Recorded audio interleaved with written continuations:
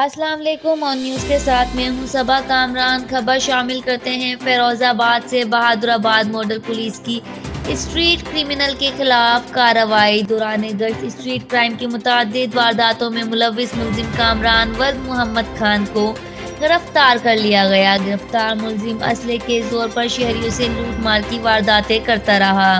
इब्तिदाई तफ्तीश में मुलजिम ने कराची के मुख्तलिफ इलाकों में लूटमार की मुतअद्दिद वारदातें करने का एतराफ़ किया है। मुलजिम के कब्जे से एक बगैर लाइसेंस TT पिस्तौल बमालोड मैगजीन बरामद हुई। पुलिस ने मुलजिम के खिलाफ FIR नंबर 331-2020 बजुर्म दफ़ा A123 सिंध आर्म्स एक्ट के तहत मुकदमा दर्ज कर दिया है। गिरफ्तार मुलजिम के खिलाफ मुकदमा दर्ज करके कानूनी कार्रवाई का आगाज कर दिया गया है। मुलजिम को मजीद तफ्तीश के लिए तफ्तीशी हुक्काम के हवाले कर दिया गया। SP Jamshed division Farooq Ahmed Bajrani report कर रहे हैं।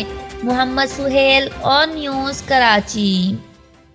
लाइक करें, कमेंट करें, शेयर करें और बेल आइकन को प्रेस करना मत भूलें। देखते रहिए ऑन न्यूज़।